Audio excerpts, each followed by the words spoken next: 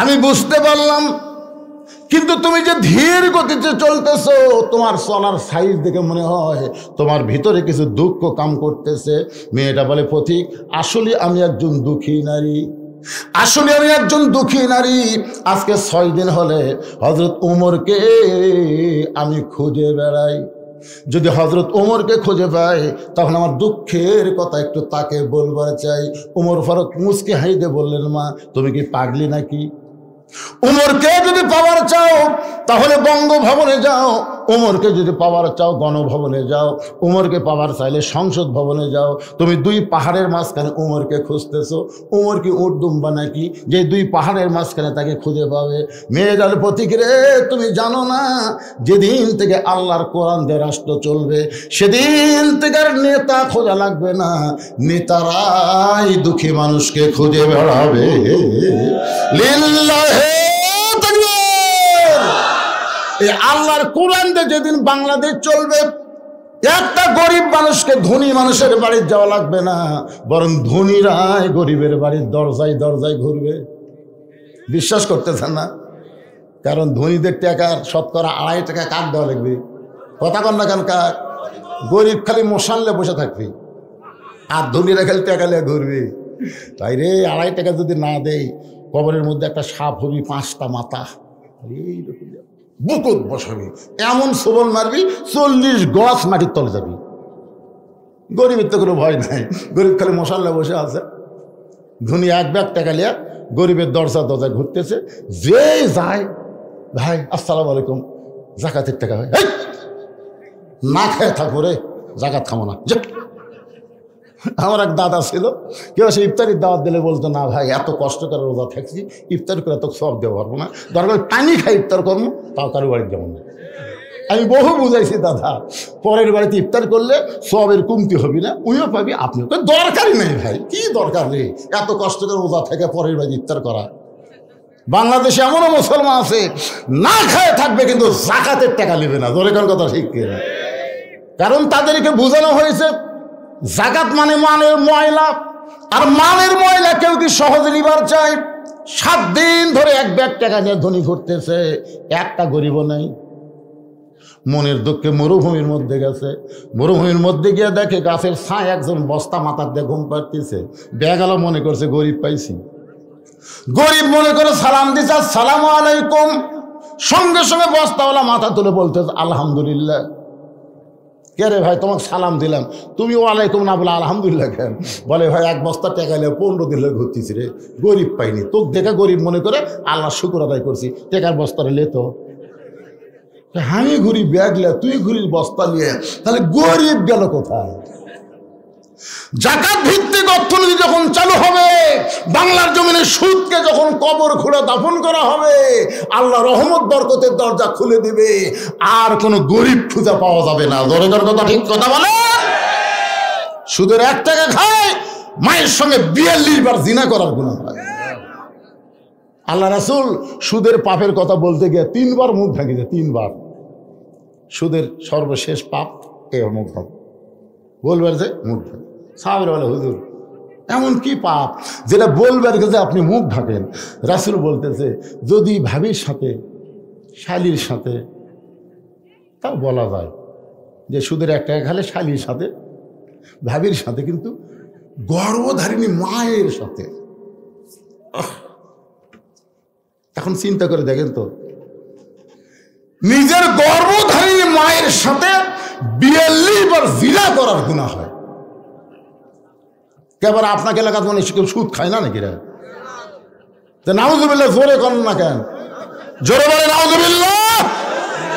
আল্লাহর কোরআন দিয়ে যখন রাষ্ট্র চলবে, তখন বাংলার জমিনে সুদকে দাফন করা হবে, জাকাত ভিত্তিক অর্থনীতি চালু হবে। জোরে করেন কথা ঠিক কি না?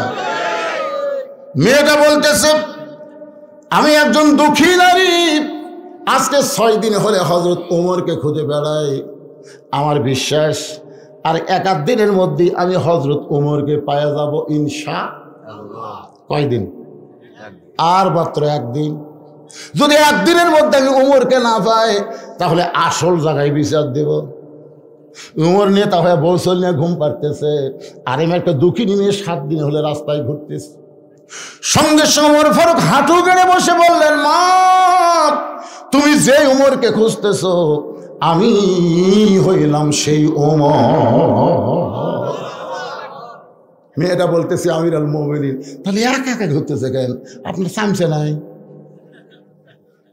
একটা চেয়ারম্যান ঘরে চৌকিদার নিয়ে, উপজেলা চেয়ারম্যান ঘরে পুলিশ নিয়ে, এমপি ঘরে পুলিশের গাড়ি নিয়ে, আর মন্ত্রী আসলে তো আগে পিছিয়ে খালি সব পুলিশ, মনে হয় পুলিশগুলো এমপি মন্ত্রীর। আমাকে রেখে ওলা 15.5 বছর আমরা দেখছি পুলিশেরা যে হারে নিয়ে তা পাওনা দিছে, চোরাই ভাবে পাওনা দেয়নি। জোরে কথা কর না কেন ভাই? একটা নেতা গাড়ির থেকে নামলে পুলিশ চারিদিক ঘিরে ধরে, মানে বড় চোর নামলো। আমার ছোটবেলার কথা মনে আছে, আমাদের এলাকার সবচেয়ে একটা বড় ডাকাতের নাম ছিল কাদের ডাকাত। আমার দাদার সাথে আমি বাজারে যাচ্ছি, দেখো 10-15 জন পুলিশ ঘিরা খাড়া হয়ে আছে। আমি বললাম, দাদা ওরে কে? দাদাকে ওরে কাদের ডাকাত রে। অনেকদিন ধরে পুলিশ খুঁজতে চাইটা পাশে ধরি সব দিবি। এখন নেতাকে চেহারা দেওয়া মনে হয় এরাও কাদের ডাকাত রে। যেভাবে পুলিশ ঘিরে ধরে, ওমর ফারুক বললেন, মা এই নির্জন পথে ধীর গতিতে চলতেছো, 6 দিন হলে আমাকে খুঁজতেছো, এখন বলো তোমার দুঃখ কি? কি দুঃখে তুমি আমারে খুঁজতেছো? মেয়েটা বলে, আমিরুল মুমিনিন, আমার জীবনের সবচাইতে বড় দুঃখ হলো আমি 6 বছর বয়সে ঈমান গ্রহণ করছি। শুধুমাত্র ঈমান গ্রহণ করার অপরাধে 12 বছর আমাকে জালিমের জিন্দাখানায় বন্দি থাকতে হয়েছে। শুধুমাত্র ঈমান, অন্য কিছু না। ঈমানটা কি? ইকরার বিল লিসান, তাসদীক বিল জানান, আমল বিল আরকান। মীর কাসেম আলীকে এসে উকিল বলতেছে, স্যার অনেক চেষ্টা করা হলো না, আজকে রাত 12টায় আপনার ফাঁসি কার্যকর হবে। তো মীর কাসেম আলী বলতেছে, ভাই এখন কয়টা বাজে? এখন রাত 9:30। আলহামদুলিল্লাহ, এখন 2.5 ঘন্টা দেরি আছে। তো খামাক 2.5 ঘন্টা চেতন থাকার কি দরকার? আমি ঘুমাই পড়ি ভাই, 2 ঘন্টা পর আমাকে ডাক দিও। উকিল কই, মানুষ নাকি রে? 2.5 ঘন্টা পর ফাঁসি হবি, তাই বলে 2 ঘন্টা ঘুম পাড়বি? মনে করছে ফাঁসির চিন্তায় পাগলা হয়ে গেছে।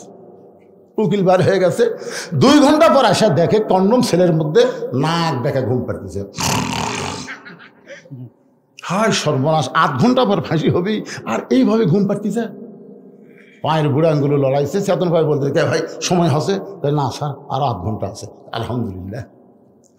ওযু করে 2 রাকাত নামাজ পড়ে কোরআন শরীফের 2টা সূরা তেলাওয়াত করলো। একটা হলো সূরা মূল আর একটা হলো সূরা মুজাম্মিল। তেলাওয়াত করার পরে বলতে যে, ভাইজান আমার তো ভালো কাপড় চোপড় জেলের মধ্যে নাই, এখানে যে কয়টা পাঞ্জাবি আছে তার মধ্যে কোনটা তোমার ভালো লাগে একটু বাছাই করে দাও। উকিল মনে মনে কয়, পাগলা নাকি?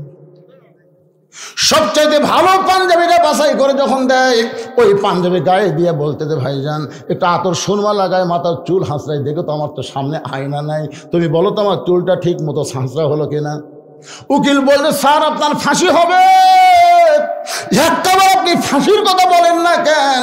মীর কাসেম আলী মুসকে মুসকে হাসার বলে, ঘুমের মধ্যে আল্লাহ পাক আমাকে ফয়সালা করে দিয়েছে, ফাঁসির মাধ্যমে 8টা জান্নাত আমাকে বরণ করে নিবে। এই মীর কাসেম আলীর আপনারা চিনেন? এই মীর কাসেম আলী হলো বাংলাদেশ ইবনে সিনার প্রতিষ্ঠাতা, ইসলামী ব্যাংকের প্রতিষ্ঠাতা মীর কাসেম আলী জামাতের একজন নেতা ছিলেন। বাজান, তারা রাষ্ট্রপতির কাছে বাঁচার দরখাস্ত কোনোদিন করে নাই, কারণ তারা জানে অন্যায়ভাবে যদি ফাঁসি দেওয়া হয় সে কোনোদিন মরবে না। আল্লাহ কোরআনে বলেছেন, ওয়ালা তাকুলু। এই কয়েকটা ছাত্র সামনের পরিবেশ নষ্ট করে দিলে, কয়টা ছাত্র।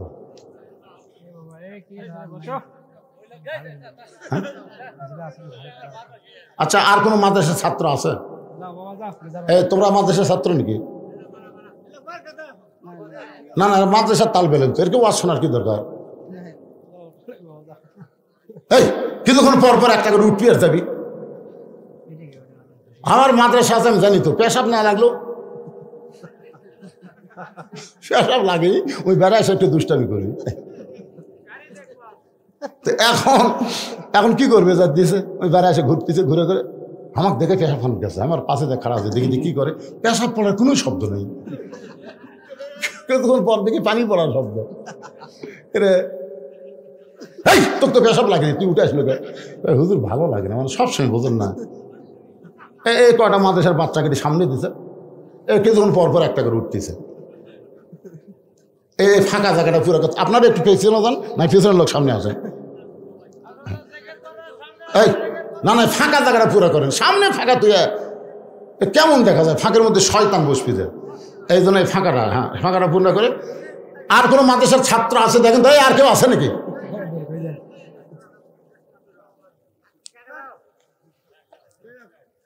একটু জিকির করে লা ইলাহা ইল্লাল্লাহ, জোরে লা ইলাহা, মোহব্বতে লা ইলাহা।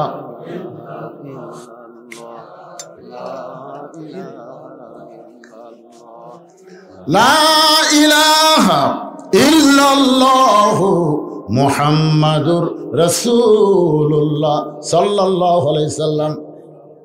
মেয়েটা বলতে 6 বছর বয়সে ঈমান গ্রহণ করেছি।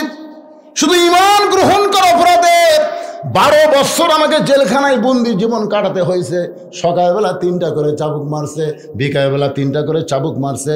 আমার দেহের এমন কোনো জায়গা নাই যে জায়গায় চাবুকের আঘাত লাগে নাই। আমিরুল মুমিনিন, আমি যে জালেমের জেলখানায় বন্দি ছিলাম ওই দেশের নাম হলো রোম দেশ। ওই দেশের নাম কি? কিন্তু আপনি যখন রোম পারস্য দখল করলেন, আমি জেলখানার মধ্য থেকে শুনতে পাইলাম আপনি কোরআন দিয়ে রাষ্ট্র চলাবেন বলে জেলখানার দরজা মুক্ত করে দিলেন। এখন জেলখানার দরজা মুক্ত হওয়ার পরে সবাই তার আপন ঠিকানায় চলে গেছে, কিন্তু আমি কোথায় যাব? আমার দাদা হলো খ্রিস্টান, আমার বাপ হলো খ্রিস্টান, আমি যে দেশে জন্ম নিয়েছি তারাও হলো খ্রিস্টান। এখন খ্রিস্টানদের দেশে না গিয়া আজকে 6 দিন হলে আপনাকে খুঁজতেছি। যদি আপনাকে দেখা পাই, এই দুঃখিনী মেয়েটা আপনার কাছে একটু আশ্রয় চায়। ওমর ফারুক মুস্কি মুস্কি হাসলেন। মেয়েটা হেজাবের ভিতর থেকে বলতেছেন, আমিরুল মুমিনিন, কথা না বলে আপনি কি করতেছেন? ওমর ফারুক বললেন, মা আমি তোমাকে আশ্রয় দিবার পারবো না, তবে শুনে নাও, ইসলাম তোমাকে অধিকার দিয়ে দিছে। আপনারা বলেন তো, ইসলামে নারীর অধিকার কম না বেশি? আমার মায়েদেরকে ভুল বোঝাবে ভোটের আগ দিয়ে। কোরআনের দলক যান ভোট দিও না, বাড়ির থেকে গেলে বাইরে ভোট দিবি না। কোরআনের দলক ভোট দিলে তোরা জুয়া খেলে পারবি। কোরআনের দলক যান ভোট দিস না, ফজরের সময় কিন্তু 5 হাত বেড়া তুলবি রে, ল্যাপের মধ্যে ঘুম পারবো। 5 আর কাপড় খুলে 5 টাকার বাড়ি মারে নামাজ কায়েম করে। খবরদার, এটাকে ভোটের আগে বুঝাবি, বুঝে লাভ নাই, বুঝে লাভ নাই। জনগণ বুঝেছে মুক্তির সনদ হচ্ছে আল্লাহর কোরআন। জোরে বলেন কথা ঠিক? একটু বলেন ভাই। একবার নামাজ ধরেন, একবার শত চেষ্টা করলো আপনাকে কেউ আর নামাজ থেকে ফিরাতে পারবে না। ধরেননি থেকে আপনার কাছে কঠিন লাগতেছে। যারা নামাজ ধরেছে, ফজর আযান তাদের কাছে কত মধুর লাগে জানেন? আসসালাতু খায়রুম মিনান নাম শোনার সাথে সাথে বিসমিল্লাহ বলে কম্বল ফেলে দিয়ে লেপো কাজ লাত্তি মেরে ঠান্ডা পানি দিয়ে উঁচু করে। তারপরে যখন জুতা ফিতা পাও দেয়, মসজিদ দিকে রওনা দেয়, ফেরেশতা বলে আল্লাহ আল্লাহ, এই শীতের মধ্যে ল্যাপ কম্বল ফেলে দিয়ে ঠান্ডা পানি দিয়ে উঁচু করে তোমার বান্দা মসজিদে যায়, এই বান্দার রেজাল্ট কি? আল্লাহ বলতেছে, বদরের যুদ্ধে যদি আজকে থাকতো, ওই বদরের যুদ্ধের সৈনিক হয়ে যেত। কি মনে করছেন ভাইজান? শত চেষ্টা করলো আপনাকে নামাজ থেকে বের করে পারবে না। কারণ নামাজ আল্লাহর এমন একটা ইবাদত, 1 জগ পানির মধ্যে 1 মুষ্টি চিনি দিয়ে ঘন্ট মারলে ওই চিনি যেমন পানির মধ্যে বিলীন হয়ে যায়, প্রত্যেকটা নামাজি বান্দা আল্লাহর মহব্বতে নিজের অস্তিত্বকে বিলীন করে দেয়। জোরে বলার কথা ঠিক কিনা? মেয়েদেরকে ভুল বুঝাবে, কোরআনের দলত ভোট দেন না, ওই মার্কা বাদ দিয়ে কাম করবেন। আজকে আমার মায়েরা শোনেন, ইসলামে আপনাদের কত অধিকার। আপনাদেরকে শোনানো বোঝানো হয়নি বলে আপনারা ভুল বুঝতেছেন মা। ওমর ফারুক বললেন, মা ইসলাম তোমাকে অধিকার দিয়েছে। মেয়েটা বলতেছে, আমির আল মুমিনিন এই সময় ইসলাম আমাকে কি অধিকার দিল? বলে তোমার বয়স কত? বলে 18 বছর। 6 বছর বয়স ঈমান গ্রহণ করেছি, 12 বছর জেলখানায় বন্দী ছিলাম। ওমর ফারুক বলেন, বহু অধিকারের মধ্যে 1 নম্বর অধিকার হলো ভালো একটা ছেলের সঙ্গে বিবাহ বসা। ভালো ছেলে, ধরে কান কি ছেলে? ভালো ছেলেতে বলতে আপনার কি বুঝতেছেন? ভালো ছেলে বলতে ইঞ্জিনিয়ার, ডাক্তার, আমেরিকা প্রবাসী। বাংলাদেশের লোকেরা তো ভালো ছেলে বলতে তাই বোঝে। ছেলে কি করে? ইঞ্জিনিয়ার, ডাক্তার, পরিচয় দেয়। আমার এক জামাই ডাক্তার হুজুর, এক জামাই ইঞ্জিনিয়ার। কিন্তু ওর পাশে একটা হাফিজের শ্বশুর বসে আছে, ওই কথা কয় না, ওই কথা কয় না। কে রে পাগলা, তুমি যে হাফেজের শ্বশুর হওয়ার পারছে, তুমি জানো তোমার ভবিষ্যৎ কি? তোমার ভবিষ্যৎ হলো একটা হাফেজ নিজে জান্নাতে যাবে না, 10 জনকে সুপারিশ করে জান্নাতে নিয়ে যাবে। ধরে কথা কর না। এখন তুমি ভালো ছেলে কোথায় পাইবা? কারণ তো তোমার অভিভাবক নাই, তুমি অভিভাবকহীন একজন নারী। আমি তোমাকে একটা ভালো ছেলের খবর দেই, দেখো তো ছেলেরা তোমার পছন্দ হয় কিনা। মেয়েটা বলে, আমির আল মুমিনিন তাহলে বলেন তো ভালো ছেলের পরিচয় কি? ওমর ফারুক বললেন, ছেলেটার নাম হলো আব্দুল্লাহ। ছেলেটার বয়স হলো 22 বছর। ছেলেটা লম্বায় হলো 6 ফুট 2 ইঞ্চি, গায়ের রং ফর্সা, চাঁদের মতন চেহারা। ছেলেটার যোগ্যতা হলো 30 পারা কোরআনের হাফেজ। ছেলেটার যোগ্যতা হলো 6 লক্ষ হাদিসের হাফেজ। আর ছেলেটার পরিচয় হলো আমার পুত্র ইবনে ওমর। কারণ তোমার মতন একটা মেয়ে, পরীক্ষিত মেয়ে, যে 12 বছর প্রতি সকাল সন্ধ্যায় 3টা করে চাবুক খাইছে, তারপর ঈমান হারা হয়নি, এমন একটা মেয়েকে যদি আমার বেটার বউ বানাবার পারি, এটা হবে বউ মা। এইরকম বউ হবি বউ মা। আর যেমন তেমন একটা বিয়ে করালে বউ মা হবি না, বউ দজ্জাল হবি। এখন আপনার বউ মা পাচ্ছেন না বউ দজ্জাল পাচ্ছেন, একটু হিসাব করে দেখেন তো বাড়ির যে কয়টা আছে। বেটাক বিয়ে করাছেন দেখে শুনে করাচ্ছি হুজুর।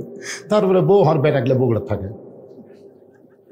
বগুড়া এখন বউলিয়া বাসা করে ছেলে আর বউ বগুড়ার থাকে। বাপ থাকে এখন আপনাদের এই কুমড়াত, বাপ মা কুমড়ার থাকে, তাত্তা কুমড়া পড়ার থাকে।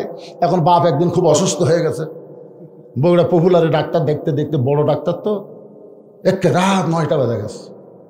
এখন 9টার সময় তাত্তা কুমড়া পড়ায় কেমনে যাই এত রাত? মন বলতেছে কে তোর বেটার বাসা নেই, তোর বেটার বাসা নেই, বাসার যা। রাত 9টার সময় ছেলের বাসার দরজা দিয়ে ডাকতেছে, আব্দুল্লাহ। ছেলের নাম আমার আব্দুল্লাহ। আব্দুল্লাহ রে। আব্দুল্লাহ কয়, আমার সবাই স্যার করে কয়, সাহেব করে কয়, আমার নাম ধরে ডাকে মরদ কেরি। আপনারা বলেন তো, আমি যত বড়ই হুজুর হই, আমার নাম ধরে ডাকার মরদকে। আব্দুল্লাহ দৌড়ে এসে দরজা খুলে দিয়েছে, বুঝতে পারছে আমার বাপ আছে। দরজা খুলে বলতেছে, বাবা এত রাত্রে ঠেকাও পড়েনি, কিন্তু বিপদ। হোটেলত খাবার খাসি, কিন্তু থাকার জায়গা নেই। তোর কাছে বাড়ি, তোর বাড়িতে একটু থাকতে পেরেছি, দেখা দিব না? আব্দুল্লাহ হাত ধরে বলতেছে, আব্বা আপনি এত গরম হয়ে থাকবেন। গরম হবো না, বইয়ের আসনের তলে মাথাতে থাকিস, বউ যা খাই তাই। বাবের মুখ চাপে ধরছে, বইয়ের যে ভয় আছে, বোঝেন না, বইয়ের ভয় করে।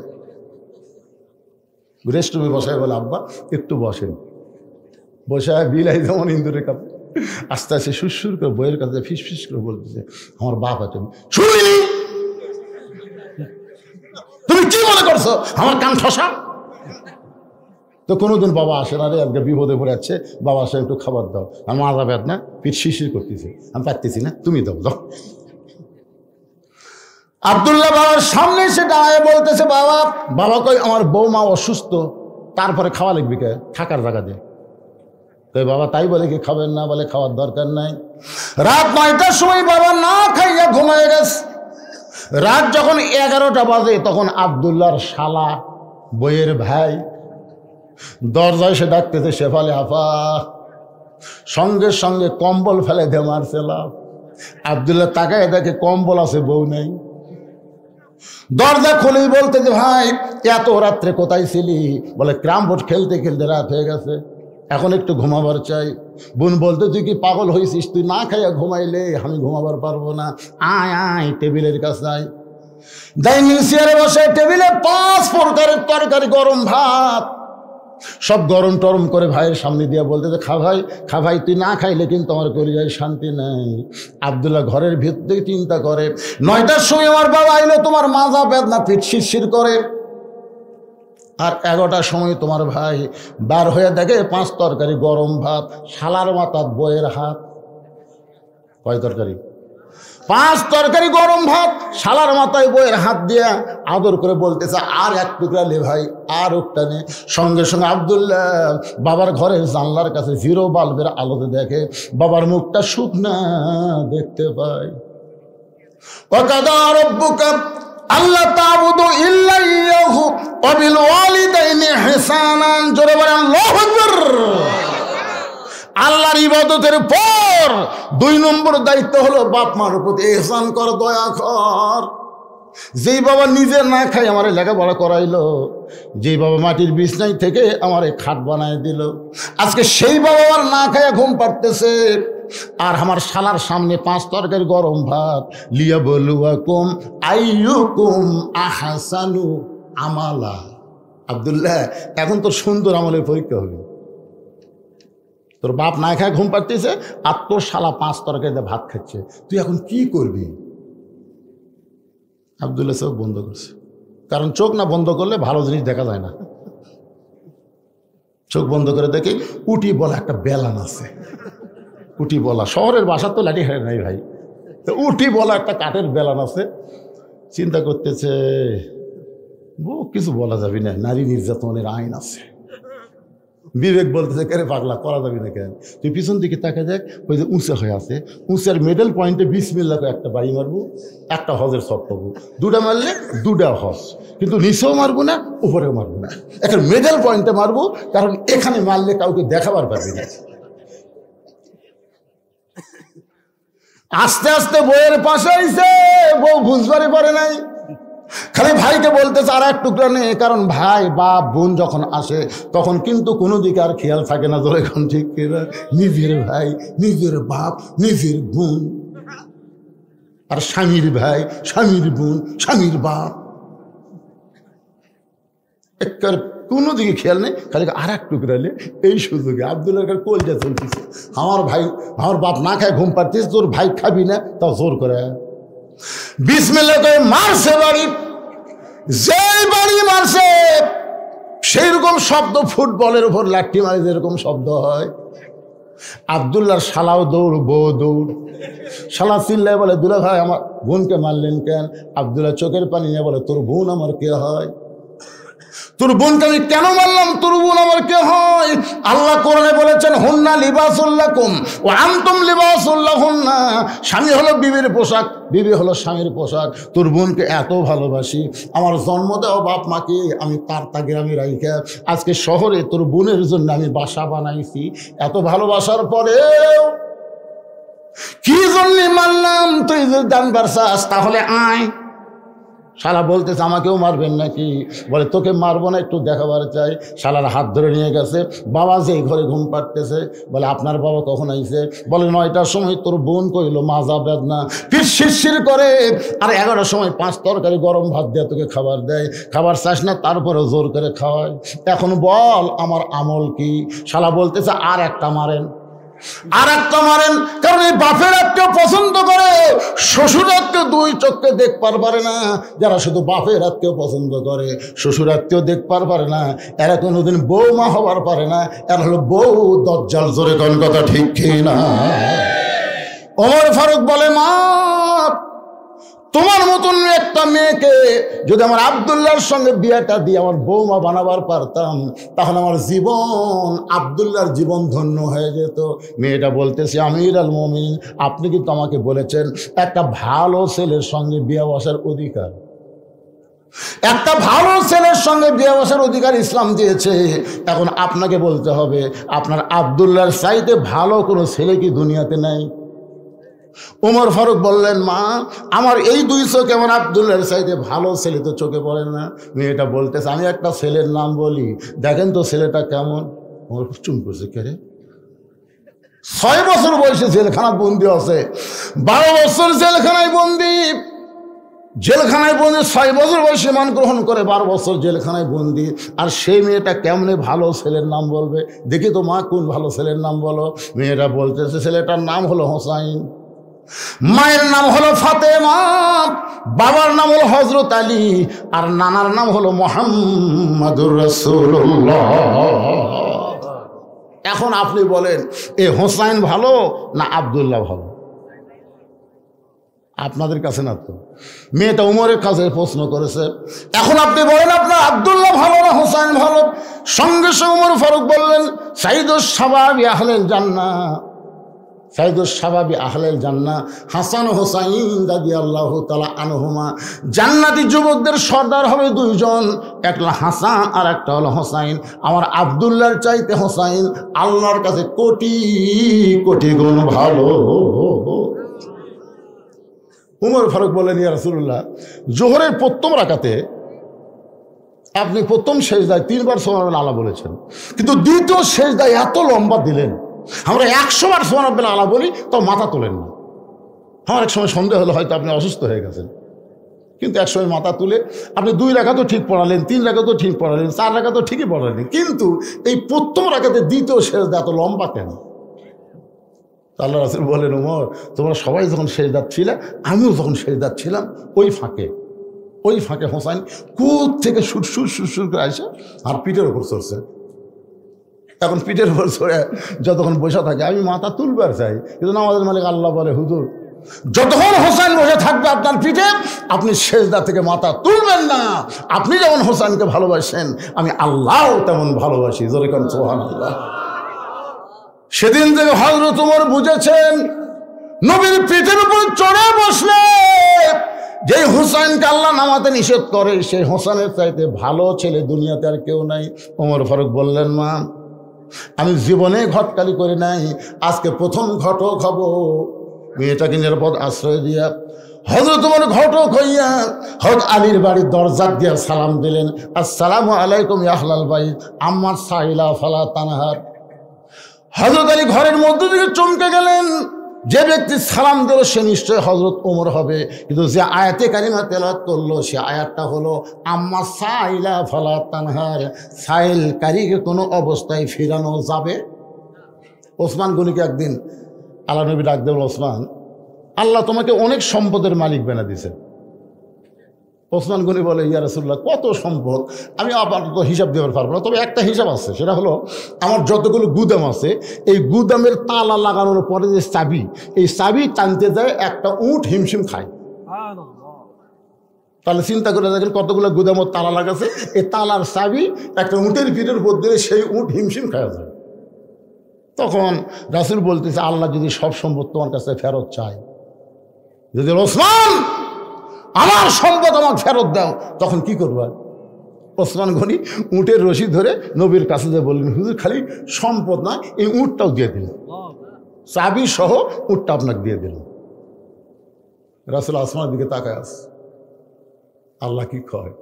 আল্লাহ বলতেছে, ইয়া রাসূলুল্লাহ, আজকে তো আমার ডিগ্রি শেষ, আমার গানি ডিগ্রি আজ থেকে আমি ওসমানকে দিয়ে দিলাম। যেরকম সুবহানাল্লাহ। এখানে একটা আমাকে কাগজ দিয়ে বলতেছে, হুজুর, এই যে মাহফিল করেছে, এই মাহফিলের খরচ বাবদ আপনি সবাইকে একটু বলবেন, কারণ রাত বেশি হলে যা হয়, এখন ঘড়ির দিকে তাকায় দেখেন রাত প্রায় 12টা বাজতেছে। যেরকম কথা ঠিক কিনা? আমি কিন্তু এখানে আইছি 9টার আগে, আমি বলেছিলাম 9:30 আমাকে তুলে দিবেন, অসুস্থ মানুষ 12টা পর্যন্ত ওয়াজ করলে মোটামুটি মানুষের একটা তৃপ্তি হবে। তুলতে তুলতে 10:30, 9:30, একেবারে 25-এ তুলে দিছে। 10:25 থেকে এখন 12টা বাজতে 1.5 ঘন্টা। কি এরা চিন্তা করতে 2-1টা করে লোক কিন্তু উঠতেছে, রাত বেশি হলে যা হয় আর কি। এই জন্য আল্লামা সাঈদী হুজুর জীবনে 12টা পর্যন্ত তাফসির করেনি, এসার পরে ওয়াজ শুরু, 10টার মধ্যে শেষ।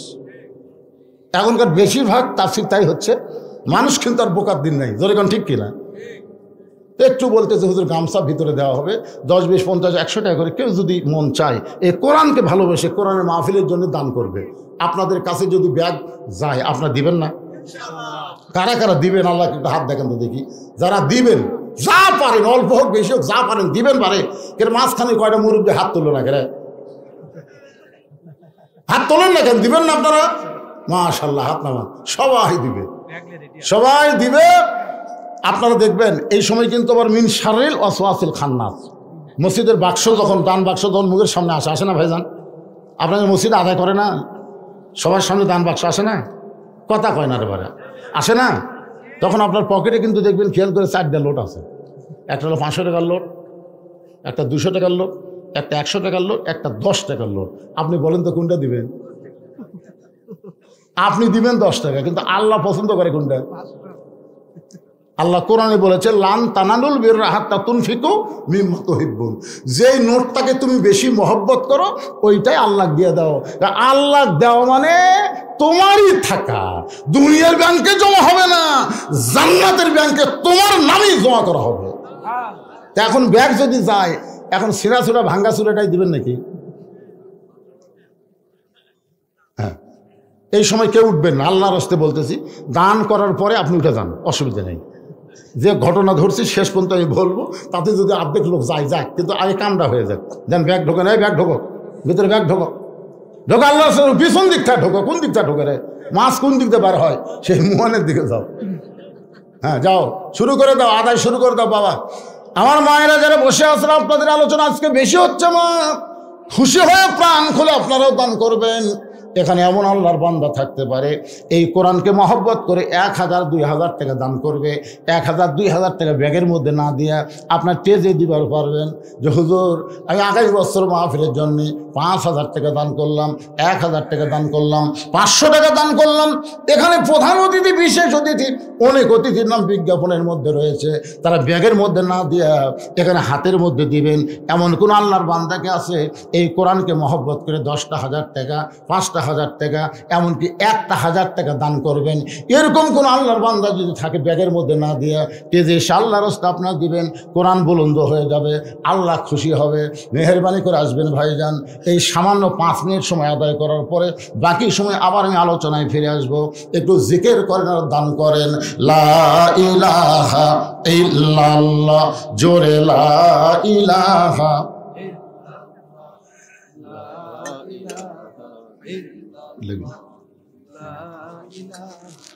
জিকির করতে দেখছেন? জবান খোলেন না কেন ভাইরে? মরণের কালে বুঝিতে পারিবা, কবরে গেলে বুঝিতে পারিবা, এই কলেমার কত গুণ। লা ইলাহা ইল্লাল্লাহু বলরে মুমিনগণ, লা ইলাহা ইল্লাল্লাহ, জোরে লা ইলাহা। আমার ছোট ভাই আব্দুল মুমিন শরম পাইছে যে আমার বড় ভাই যে হারে চাইলো, কেউ তো উঠতেছে না, কি করব? পকেট থেকে 500 টাকার নোট নিয়ে এসে দান করে দিল। আল্লাহ আব্দুল মুমিনকে মুমিনের মধ্যে কবুল করে নাও। মাশাআল্লাহ।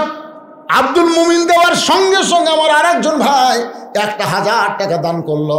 আল্লাহ দানকে কবুল করেন। দুনিয়ার টাকা পয়সা দুনিয়াতে রবে, ফকির হয়ে মানুষ কবরেতে যাবে। একজন মেয়ে কর্মীর কথা বলতেছিলাম, ইসলাম একজন নারী কর্মীর কথা বলতেছিলাম ভাইজান। কারণ একজন মেয়ে যদি ভালো হয়ে যায় সে একদিন মা হবে, আর মায়ের পেট থেকে যে সন্তান আসবে সন্তানটা এরকম লড়াচড়া করবে না, পাথরের মতন বসে আল্লাহর কোরআনের আলোচনা শুনবে। জোরে কোন কথা ঠিক কি না? এজন্য ভালো মায়ের দরকার। আমি সেই মাকে বুঝাইতে গেছিলাম। মাশাআল্লাহ, আল্লাহ তোমার একজন বান্দা 1,000 টাকা দান করেছে, আল্লাহ তার দানকে কবুল করেন, আল্লাহ নেক নিয়ত নেকাশা করেন। আল্লাহুম্মা আমিন। যারা যাচ্ছে চলে যাচ্ছে অসুবিধা নেই, যারা আছেন তারা একটু সামনের দিকে চাপা বসেন তো ভাই, বসেন। আমার সময় জ্ঞান আমার আছে তো, একটা সময়ে আলোচনা শেষ করে দেবো ইনশাল্লাহ। আসেন, যারা যাচ্ছে চলে যাক, কারণ বাতাস দিলে চিটা পাতান ধানের মতোই ঢক আর থাকতে পারে। আপনারা কন তো, যখন ধান বের হয়েছে তখন পাতানের সাইজ, পাতান কন না কি কন আপনারা? পাতান চিটা কন, চিটা আর ধান দুটা ধপ এক লয়। যখন আটিত করে বান্ধে নিয়ে আসে তখনও সিটা কয় ধান রে আমি তোর সাথে আছি। ধান কয় না রে একসাথে থাকার কথা লয়। পরে যখন আটির ধান মারে তখনও সিটা ধানের সাথেই থাকে। কিন্তু এক সময় ধানওয়ালা দেখে এই ধানের মধ্যে সিটাকে আর রাখা যাবে না, তখন একটা বড় ফ্যান দিয়ে বাতাস দেয়। ওই বাতাস দেওয়ার সাথে সাথে সিটা কিন্তু থাকবার চাইলেও আর থাকতে পারে না, উড়ে উড়ে চলে যায়। ধরে কোন ঠিক কিনা? যখন আদায় শুরু করা হয় তখন এই সিটা পাতান মার্কা ইমানদারেরা আর থাকতে পারে না, তারা উড়ে উড়ে চলে যায়। যে কয়টা দানাদার এরা কিন্তু থাকে, যতই বাতাস দেন এরা কিন্তু নড়ে না। ধরে কোন কথা ঠিক কিনা? এই জন্য আমার সামনে যারা বসে আছেন দানাদার ইমানদার, একটু মনোযোগ দিয়ে শুনবেন। হযরত আলী চমকে উঠলেন যে আমারে সালাম দিল। সালাম শুনে বুঝতে পারলাম হযরত ওমর বাংলাদেশের মতন 96 দেশের খলিফা, কিন্তু একটা আয়াত দিয়ে তেলাওয়াত করলো, আম্মা সাইলা ফালা তানহার। আপনার বলেন তো এটা কি আয়াত? এটা কিসের আয়াত বুঝতে পারছেন? সায়েলকারীকে ফিরানো যাবে না, সায়েলকারীকে ফিরানো যাবে না। হযরত আলী দরজা খুলেই বলতেছে ওয়ালাইকুম আসসালাম ইয়া আমিরাল মুমিনিন। এই ফকিরের আয়াত কেন করলেন? ওমর ফারুক বলতেছে আলী ভাই জীবনে যেই কাম করিনি আজকে সেই কাম। বলে কি কাম? বলে ঘটকালি, ঘটকালি কাম। তোমার হোসেনের সঙ্গে আমি একটু ঘটকালি করবার চাই। আলী কয় আলহামদুলিল্লাহ, আপনার মতন মহান ব্যক্তি যদি ঘটক হয় তাহলে পাত্রী ভালো হবে। আপনার বলেন তো ঘটক যদি ভালো হয় পাত্রী খারাপ হবে না ভালো হবে? ওমর বলতেছে আলী আমার আব্দুল্লাহর সঙ্গে বিয়ে দিবার চাইলাম, কিন্তু আমার আব্দুল্লাহকে মেয়েটা পছন্দ করে না, মনে মনে তোমার হোসেনকে কামনা করেছে। আলী বলতেছে মেয়েটার যোগ্যতা কি? ওমর ফারুক বললেন 6 বছর বয়সে ঈমান গ্রহণ করছে, ঈমানের কলেমা পড়ে নাই, ঈমানকে গ্রহণ করেছে। শুধুমাত্র ঈমানকে গ্রহণ করার জন্যে ইন্নাল্লাযীনা ক্বালু রাব্বুনাল্লাহু সুম্মা ইসতাকামু তাতানাজ্জালু আলাইহিমুল মালায়েকা আল্লা তাখাফু ওয়া লা তাহজানু ওয়া আবশিরু বিল জান্নাতিল্লাতী কুনতুম তুআদুন। প্রতিদিন সকাল 3টা করে চাবুক, বিকেলবেলা 3টা করে চাবুক মারছে। 12 বছর এমন নির্যাতনের পরেও মেয়েটা ঈমান হারা হয় নাই। আলী চোখের পানি বের করে বলে আমির আল মুমিনিন, আমার হোসেনকে বিয়ের জন্য এমন একটা পাত্রী আমি মনে মনে খুঁজতেছিলাম, আপনি যখন এসেছে এমন পাত্রী খোঁজ নিয়ে আমার কোনো আপত্তি নাই। ওমর ফারুক এক টানে আলীকে বুকের মধ্যে নিয়ে বলতেছে ভাইজান আমার ঘটকালি আল্লাহ কবুল করেছে।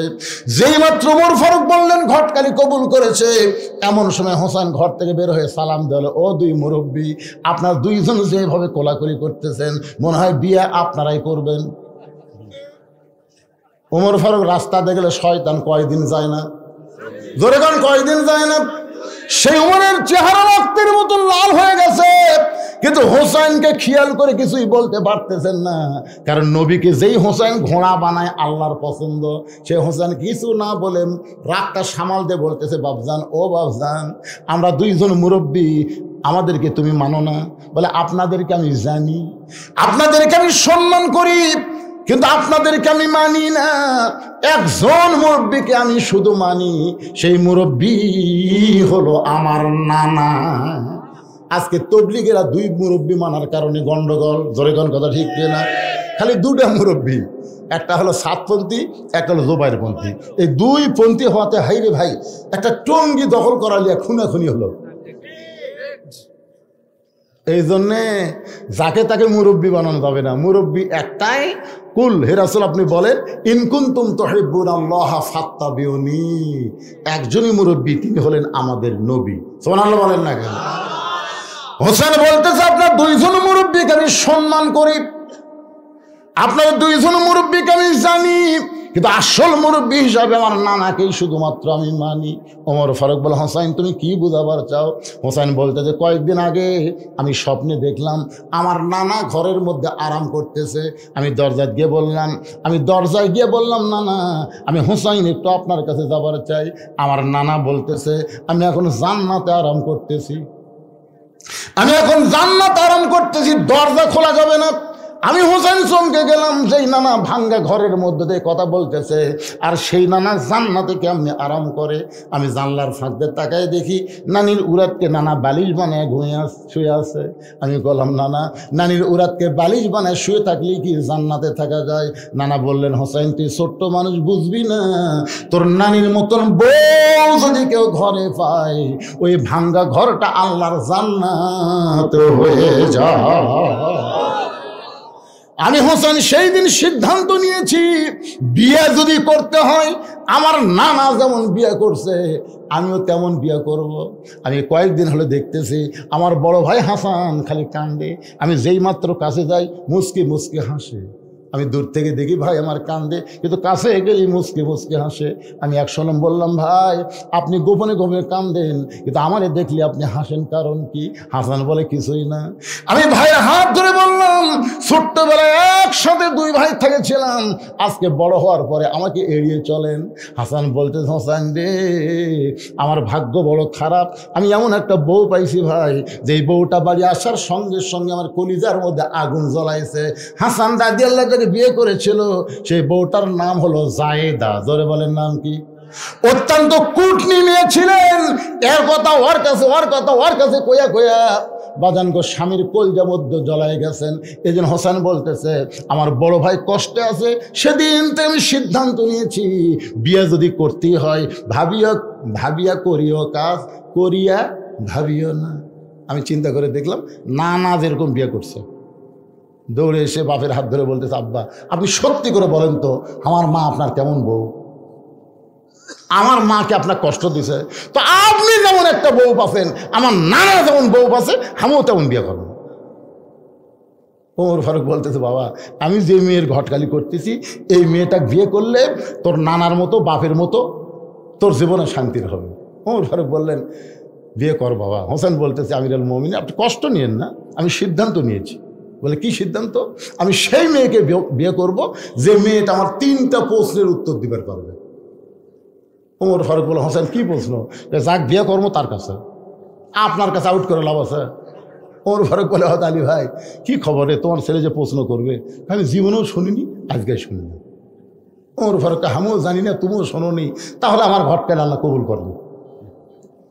কানতে কানতে মেয়েটার কাছে গিয়ে বলতেছে, মা আমার আব্দুল্লাহকে স্বামী বলে স্বীকার কর। মেয়েটা বলতেছে, খালি একটা বার বলেন হোসেনের চাইতে ভালো। ওমর ফারুক বললেন, যেটা বলা যাবে না সেটা কেন শুনতে চাও? তাহলে আপনি কেন বলতেছেন আব্দুল্লাহ বিয়ে কর? ওমর ফারুক বলে, মা হোসেন সেই মেয়েকে বিয়ে করবে যে মেয়ে তার 3টা প্রশ্নের উত্তর দেওয়ার পারবে, যে প্রশ্ন আমিও জানি না, তার বাপও জীবনে শোনে নাই, তাহলে তুই কি উত্তর দিবার পারবি? মেয়েটা ঘরের ভিতর থেকে বলতেছে, আমিরুল মুমিনিন হোসেন কি 3টা প্রশ্ন করবে আমি জানি না, তবে আমার ঈমান বলতেছে আমি না পারলেও আমার আল্লাহ পারবে। লিল্লাহি তাকবীর। আবু সাইদ ইয়ামিন মুগ্ধ, এরা কিন্তু এদের ঈমান কিন্তু বলেছিল দরকার হলো জীবন দেব, কিন্তু হাসিনার সাথে কোনো আপোষ, কথা বলেন আপোষ, 2000 ছাত্র জনতা জীবন দিল ঈমানের বিনিময়ে। যদি ঈমানটা মজবুত না হতো তাহলে মরবার চাইতো না, বলতো জীবন বাঁচান ফরজ, জীবন বাঁচান ফরজ, জীবন বাঁচান ফরজ। খালি জীবন বাঁচান ফরজ করলে হাসিনা পলাই কেরে। 41 সালের আগে ওকে না মানার কোনো মরদ ছিল না, কথা কর না কেন?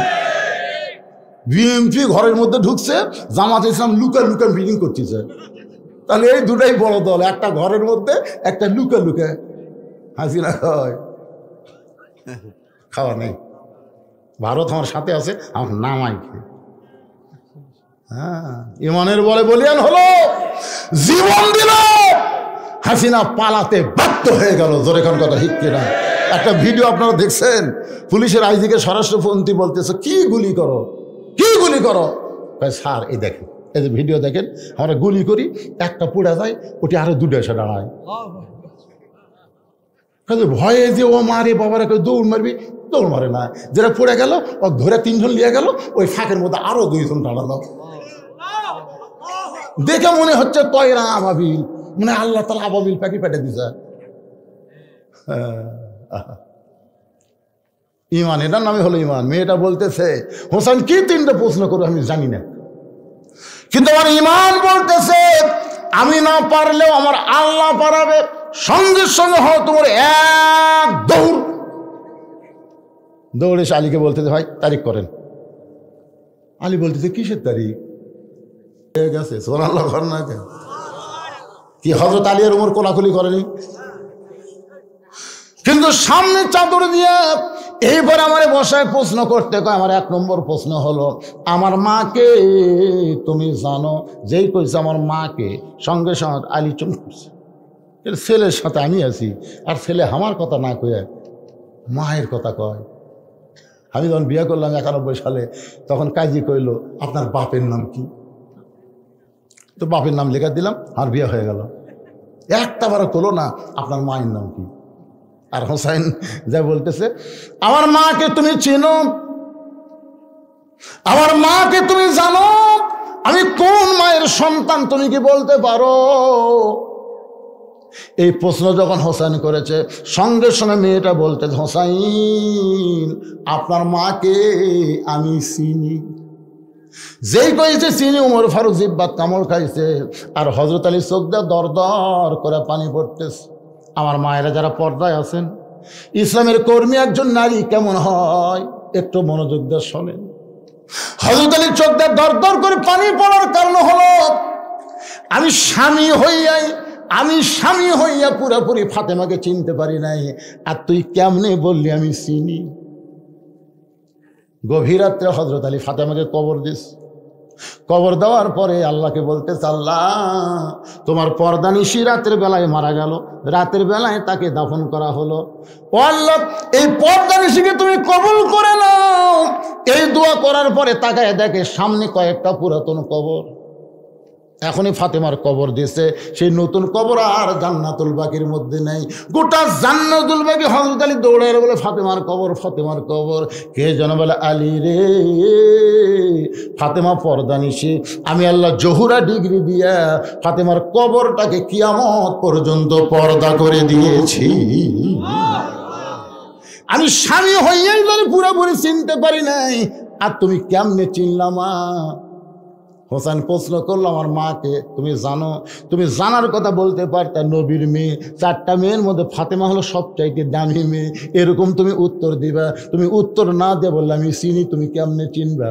মেয়েটা বলে মুরব্বী চোখের ভুরু জোড়া ছিল, বাম গালে কালো একটা তিল ছিল, থুতুনির তলে লাল একটা দাগ ছিল। সঙ্গে সঙ্গে আলী বলতেছে মা যা বলছো আর বলো না মা, কারণ আমাদের 3 জনের মধ্যে একজন পর পুরুষ আছে।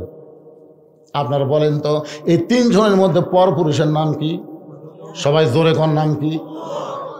নবী বলেছেন আমার পরে কেউ যদি নবী হতো তাহলে উমরকে আল্লাহ নবী বানাইতো। এমন একজন মহান মানুষকে যদি পর পুরুষ বলা হয়, তাহলে মুরিদের বইয়ের কাছে পীর কি পুরুষ? তা আপনি যে পীরের কাছে বই এসে বলতেছেন হুজুর আমার বইয়ের মাথা হাত দিয়ে একটু দোয়া করেন হুজুর। এই জন্য বাংলাদেশে 3টা কথা আছে জানেন। 1 নম্বর কথা হলো ডাক্তারের বইয়ের কোনোদিন সিজার লাগে না। বড় বড় ডাক্তার কোনোদিন বউকে সিজার করায় না, কারণ জানে সিজার করলে বাচ্চারও ক্ষতি, মায়েরও ক্ষতি। 2 নম্বর কথা হলো মৌলবীর বাড়িতে কোনোদিন মিলাদ হয় না। দেখবেন মৌলবী পরের বাড়িতে মিলাদ পড়ায়, নিজেদের বাড়িতে কিন্তু হয় না।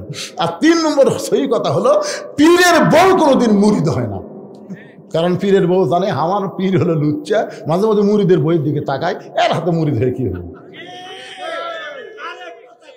তাহলে কয়টা করলাম?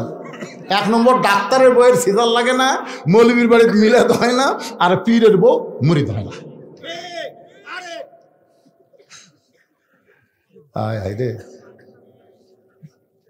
কে বাবা কি হচ্ছে? কি হচ্ছে বাবা? শেষ করে দেব না? চলবে না? কি কি গন্ডগোল হচ্ছে? কি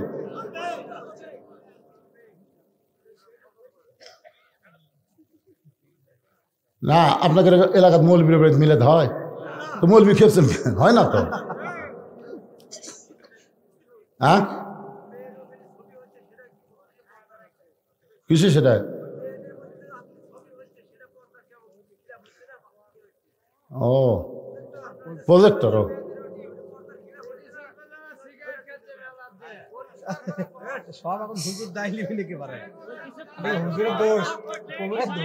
আচ্ছা শোনেন, আমি বলি আচ্ছা, এই যে কথার আগে শুন, ওই যে হজের সময় যে টিভিতে হজ দেখায়, এখন আপনার বউ যদি হজ দেখে, কাবা ঘর দেখে, কাবা ঘরের ইমামত দেখে, যদি হাজি করে তাওয়াফ করতে দেখে, বা আপনি যদি আপনার বউকে হজ করবার যান, যায় যদি আপনি কাবা ঘরে তাওয়াফ করতে যায়, মেয়া মরদ একসাথে যদি তাওয়াফ করেন, সেটা কি কোন? আমি কথা রাখেন, সেটা আগে কোন? এখানকার মনোভাব কি শোনেন, এখানকার মনোভাব হলো মেয়েরা শোনেন, কথা বলেন, মেয়েরা কি পর্দার মধ্যে নাই? আছে। আর প্রজেক্টরের মাধ্যমে বক্তা দেখতেছে, বক্তা দেখতে কেমন? কথা কন, বক্তা দেখতে কেমন? কালো, বয়স্ক। দ্বিতীয়ত বক্তার গায়ের পোশাক কেমন? তাহলে কালো আর কালো একত্র হয়ে গেল, ওটা দেখার মতন আছে না ভূতের মতন আছে?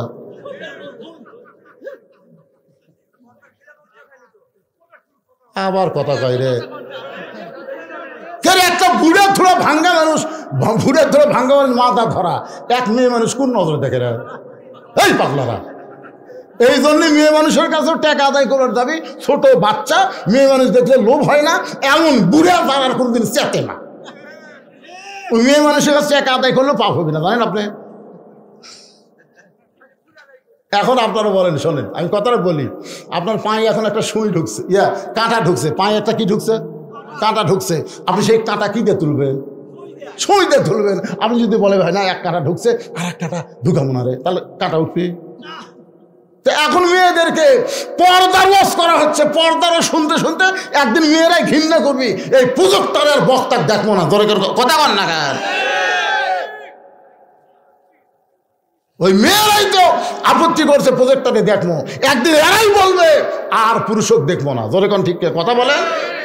কিন্তু এই কাঁটাটাও তোলা হোক রে ভাই, কাঁটাটা তুলবে দেন তো, দেখেন তো কি শেষ পর্যন্ত কি হয়। না বুঝিছে, উনি যেটা বুঝিছে ভালো বুঝিছে, কিন্তু বর্তমান পরিবেশে উনি চিন্তা ভাবনা করতেছে। এখন টিভির মাধ্যমে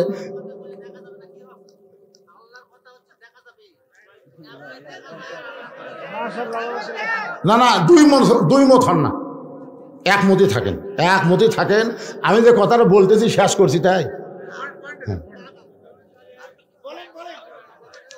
আপনি এই কথা এত পরে বলেন কেন? না এই কথাটা যেটা আপনি বললেন এখন, এরা আরো আগে বলা দরকার ছিল। আমি কি জানি যে আমি এরা প্রজেক্টর দেখতেছে, আমি করে দেখাচ্ছি। না আমাকে বলছেন তুলে দিবেন কেন? ভালো কথা বলতেছে উনি হক কথা বলতেছে। এই যে বাংলাদেশে আসিফ নামে একটা বক্তা আছে না, কথা কন না কেন? মরদের সাথে মেয়েরা কেন আসে?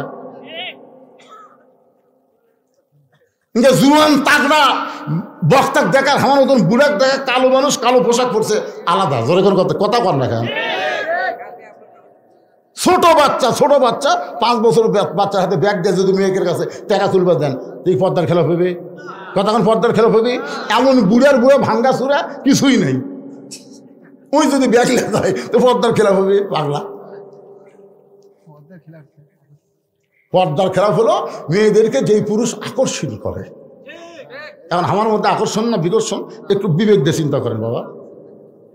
আমি কালো মানুষের কালো পোশাক পরার কারণ কি? না কালো পোশাক পরার কারণ কি? আমি তো মানুষই কালো। এই কালো পোশাক পরার কারণ এই প্রজেক্টরের ভয়।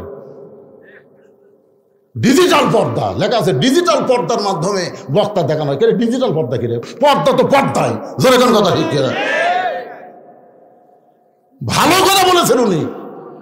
ওনার কথার সাথে দ্বিমত করলে কোরআনের সঙ্গে দ্বিমত করা হবে, কিন্তু ওনাকে যে বুঝাতে হবে। আপনারাও বুঝেন, মেয়ে মানুষের বাড়ির থেকে এসে ও আর শোনা লাগবে কোরআন হাদিসের কোন জায়গাতে আছে?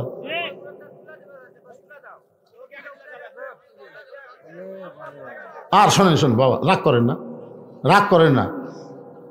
মেয়েরা যা চাবে তাই করবেন, করা যাবে না তো।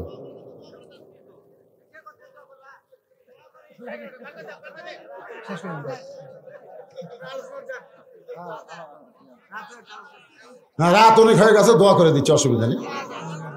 এই বসেন দোয়া করে যান, বসেন।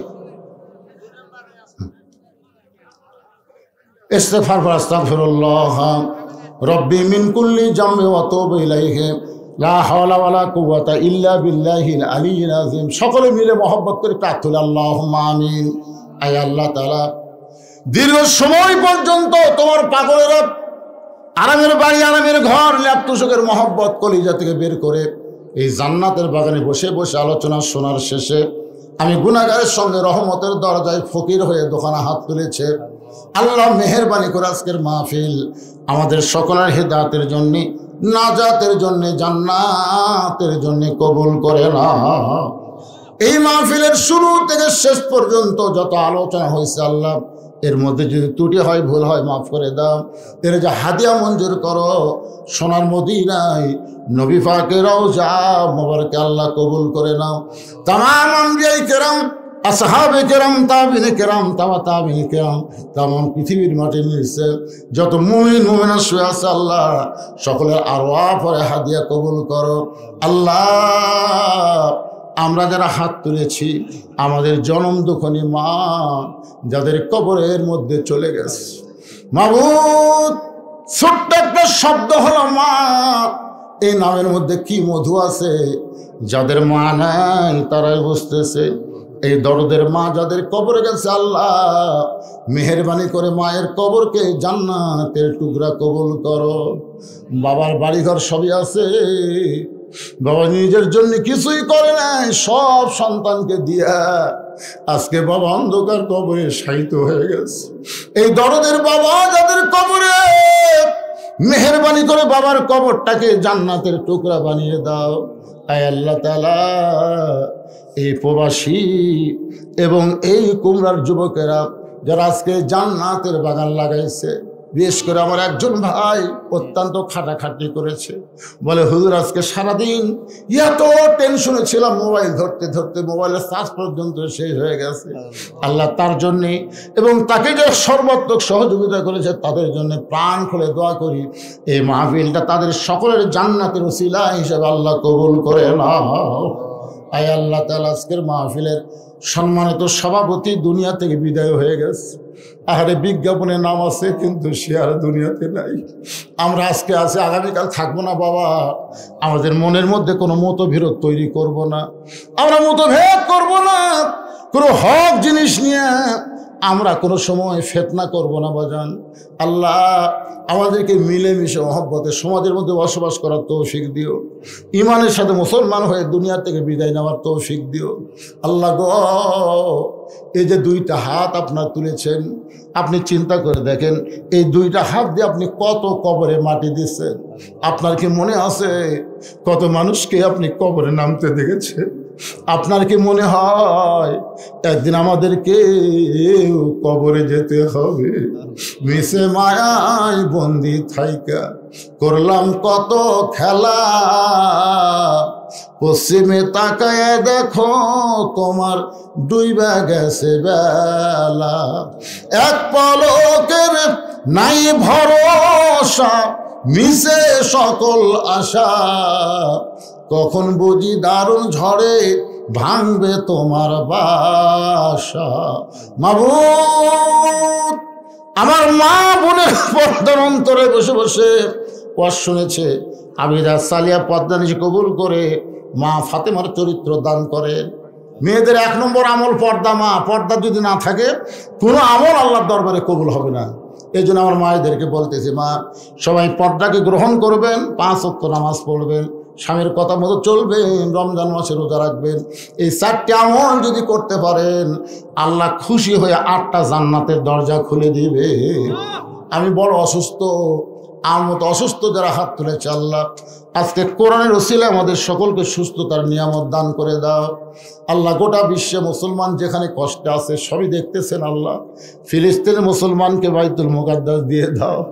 এই রজব চাঁদি তুমি বলেছো সুবহানাল্লাহি আসরা বিআবদিহি লাইলাম মিনাল মসজিদিল হারাম ইলাল মসজিদিল আকসা। আল্লাহ মসজিদে হারাম মসজিদ আকসার কথা তুমি একই আয়াতের মধ্যে বলেছো। আজকে মসজিদে হারাম মুসলমান তাওয়াফ করে, আর মসজিদে আকসা বাইতুল মুকাদ্দাস ইহুদিরা দখল করতে চায়। ও মাবুদ, পৃথিবীর মানচিত্র থেকে ইহুদিদেরকে ধ্বংস করে বাইতুল মুকাদ্দাস মুসলমানকে নিরাপদে ফিরাইয়া দাও। আর বাংলাদেশের প্রতি রহম করো আল্লাহ। আল্লাহ, যে কোরআনের মাহফিলে আমরা এত রাত কষ্ট করে আর শুনি, সেই কোরআন আমাদের বাংলাদেশে চলবে, এই দৃশ্য আমাদের সকলকে দেখার তৌফিক দিয়ে দাও আল্লাহ। এই যুবকগুলো, সোনার যুবকগুলো হাত তুলে আমিন আমিন করতেছে, এই যুবকগুলোকে ফজরের নামাজ থেকে শুরু করে বাকি যত নামাজ আছে আল্লাহ জামাতের সঙ্গে আদায় করার তৌফিক দিয়ে দাও আল্লাহ। আয় আল্লাহ, আমাকে মাফ করো আল্লাহ। আমাদের মধ্যে কোনো তর্ক বিতর্ক যেন না হয়, মিলেমিশে মহব্বত নিয়ে এখান থেকে সবাই বাড়ি পর্যন্ত যেন যেতে পারি, তৌফিক দিয়ে দাও। সুবহান রাব্বিকা রব্বিল ইজ্জাতি আম্মা ইয়াসিফুন ওয়া সালামুন আলাল মুরসালিন walhamdulillahi rabbil alamin wajal akhirati kalimatuna indal mauti। সকলে পড়েন লা ইলাহা ইল্লাল্লাহু মুহাম্মাদুর রাসূলুল্লাহ সাল্লাল্লাহু আলাইহি সাল্লাম। আসসালামু আলাইকুম ওয়া রাহমাতুল্লাহি ওয়া বারাকাতুহু।